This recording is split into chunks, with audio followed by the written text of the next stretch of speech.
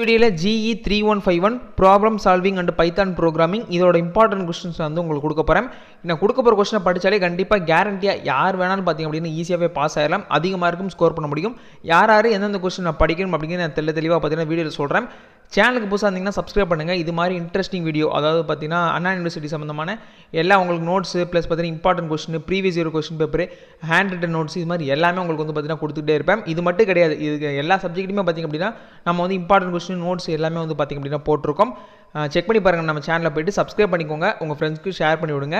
இப்போ நான் கொடுக்க போகிற क्वेश्चन படித்தாலே ஓரளவு பார்த்தீங்கன்னா நல்ல மார்க்கும் ஸ்கோர் பண்ணிடலாம். ஈஸியாக வந்து பார்த்தீங்கன்னா பாஸாக வரலாம். அந்த மாதிரி தான் லாஸ்ட்டாக வந்து பார்த்தீங்க அப்படின்னா 2 வருஷமாக வந்து நடந்த 5 பேப்பர் நடந்திருக்கு இது வரைக்கும். இந்த PSSPPயில் நடந்திருக்க எல்லாமே வந்து பார்த்திங்க அப்படின்னா 5 பேப்பர் நான் கன்சிடர் பண்ணி நிறையவே வந்து பார்த்தீங்கன்னா ஃபில்டர் பண்ணி எதெல்லாம் இம்பார்ட்டன்ட் அப்படிங்கிறத உங்களுக்கு கொடுத்துருக்கேன்.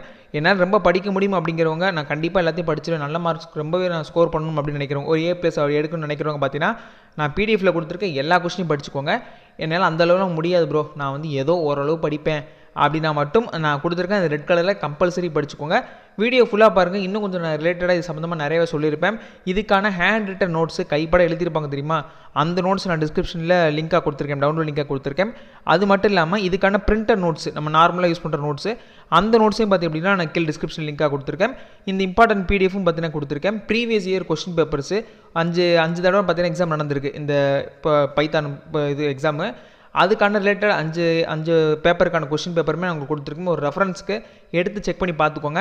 இப்போ நம்ம டேரெக்டாக வந்து பார்த்தீங்கன்னா என்னென்னலாம் எப்படிலாம் எழுதணும் அப்படின்னு சொல்கிறோம். இந்த ப்ரோக்ராமிங் பேப்பரை பொறுத்தளவு கண்டிப்பாக நீங்கள் எந்த ப்ரோக்ராம் எழுதணும் தியரி கொஸ்டினாக வந்தாலும் அதுக்கான சின்டெக்ஸ் எழுதணும், ப்ரோக்ராம் எழுதணும், சூடோ கோடு படிச்சுக்கோங்க, அல்காரிதம் படிச்சுக்கோங்க. இதான் மேண்டேட்ரி, எல்லாருமே கண்டிப்பாக படிச்சாகணும். நான் படிக்க மாட்டேன் அப்படின்னு சொன்னீங்க அப்படின்னா இதில் மார்க் ஸ்கோர் பண்ணுறது ரொம்ப ரொம்ப கஷ்டம்.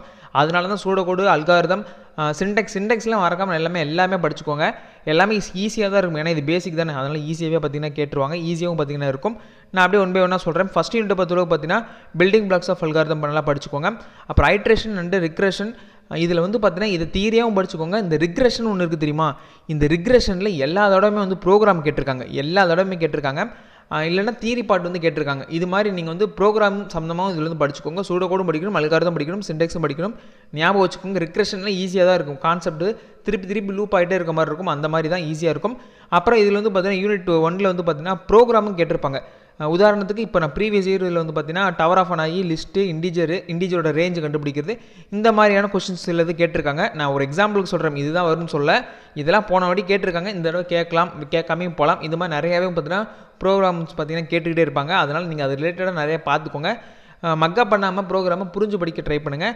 அப்புறம் ஃப்ளோ சார்ட்டு ரொம்பவே ஈஸியாக இருக்கும். ஃப்ளோ சார்ட்டையும் ஒரு போகும்போது அப்படியே லைட்டாக வந்து பார்த்துருப்போங்க, ரொம்பவே ஈஸியாக தான் இருக்கும். அதையும் பார்த்துக்கோங்க. அதுக்கடுத்து யூனிட் 2ல் வந்து பார்த்தீங்கன்னா டேட்டா டைப்ஸ் அண்ட் ஆப்ரேட்டர்ஸ் இது வந்து பார்த்தீங்கன்னா மஸ்ட்டு எல்லாருமே படிக்க வேண்டிய கொஸ்டின். ஏன்னா எப்போ பார்த்தாலுமே கேட்பாங்க. அதாவது நீங்கள் பைத்தானாக இருக்கட்டும், சியாக இருக்கட்டும், ஊப்ஸாக இருக்கட்டும், எல்லாத்துலேயும் பார்த்தீங்கன்னா இந்த டேட்டா டைப் ஆப்ரேட்டர்ஸ் பார்த்தீங்கன்னா எல்லாத்துலேயும் வரும். அதனால் கண்டிப்பாக நீங்கள் வந்து படிச்சே ஆகணும். ப்ரோக்ராம்ஸ் பொறுத்தளவு பார்த்தீங்கன்னா ப்ரீவியஸ் இயரில் வந்து ஸ்வாப்பிங் நம்பர்ஸு, லீப் இயரு, அப்புறம் அந்த ரூட்டோட ஈக்குவேஷன் கொடுத்துலாம் பார்த்தீங்கன்னா நிறையா ப்ரோக்ராம் கேட்டிருக்காங்க. இதுக்கு நம்ம ப்ரோக்ராம் மட்டும் பார்த்தீங்கன்னா எழுதினா போகும். கூட சேர்ந்து பார்த்தீங்கன்னா சூட கூட பார்த்தீங்கன்னா இன்னும் ஒரு அட்வான்டேஜ், நம்மளுக்கு மார்க் வந்து பார்த்தீங்கன்னா அதிகமாக ஸ்கோர் பண்ண முடியும். அதனால் இதையும் வந்து நல்லா பார்த்துக்கோங்க. இது ரிலேட்டடான ப்ரோக்ராம்ஸ் நிறையா இருக்கும், அதையும் பார்த்துக்கோங்க. உங்களுக்கு நேரம் இருந்துச்சு அப்படின்னா இந்த இன்டர்பிரேட்டரையும் பார்த்துக்கோங்க. இது வந்து ஒரு இம்பார்ட்டன்ட் கொஸ்டின். இன்டர்பிரேட்டர் அப்படிங்கிறது மேபி நீங்கள் போக ஃபியூச்சரில் வந்துட்டு ஒரு 3rd இயர் 2nd இயர் போகும்போது நல்லா படிப்பீங்க, டெப்த்தாக படிப்பீங்க.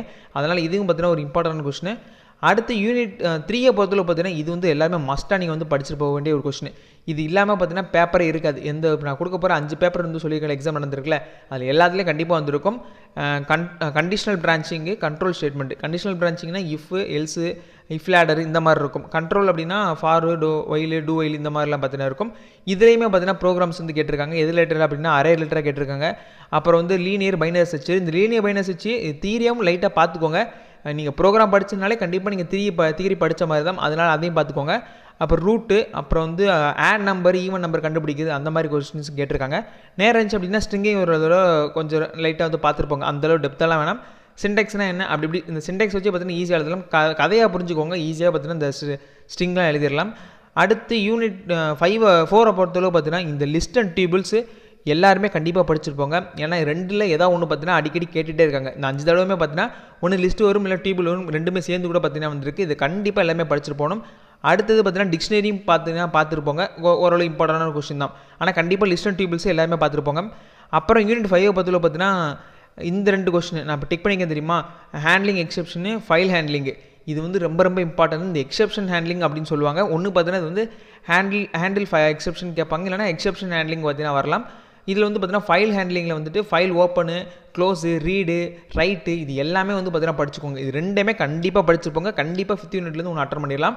ஆப்ஷனலாக உங்களுக்கு வந்து பார்த்திங்க அப்படின்னா என்னால் கொஞ்சம் முடியும் அப்படிங்கிற கமாண்ட் லைன் ஆர்குமெண்ட்ஸ் வந்து படிச்சிருப்பாங்க. அப்புறம் வந்து பார்த்தீங்கன்னா கடைசியாக வந்து இந்த பேக்கேஜஸ்னால் என்ன அப்படின்னு மேலோட்டமாக வந்து பார்த்துட்டு போனாலே போதும். இது ஓரளவு பார்த்தீங்கன்னா அட்டன் பண்ணிடலாம். யூனிட் 4ஐயும் 5ஐயும் பொறுத்தளவு அந்தளவு ப்ரோக்ராம்ஸ் வந்து வராது.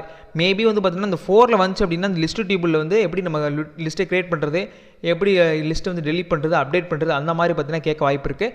அதையும் வந்து பார்த்துக்கோங்க. நான் கொடுத்த கொஸ்டினில் எல்லாமே வந்து பார்த்தீங்கன்னா இம்பார்ட்டன்ட் தான். நான் கொடுத்தேன் அப்படின்னா அது கீழே இருக்க சப்டாபிக்ஸ் அதோட ப்ரோக்ராம்ஸ் எல்லாத்தையும் பார்த்துக்கோங்க. இந்த பேப்பரை பொறுத்தளவு பார்த்தீங்கன்னா கண்டிப்பாக நீங்கள் வந்து ப்ரோக்ராமிங் வந்து கண்டிப்பாக படித்து போகிற மாதிரி இருக்கும். சின்டெக்ஸும் பார்த்தீங்கன்னா படிச்சுட்டு போகணும், சூடோகோடும் படிச்சு போகணும், அல்காரிதம் படிச்சு போகணும். அப்போ தான் மார்க் வந்து நல்லா ஸ்கோர் பண்ணலாம்.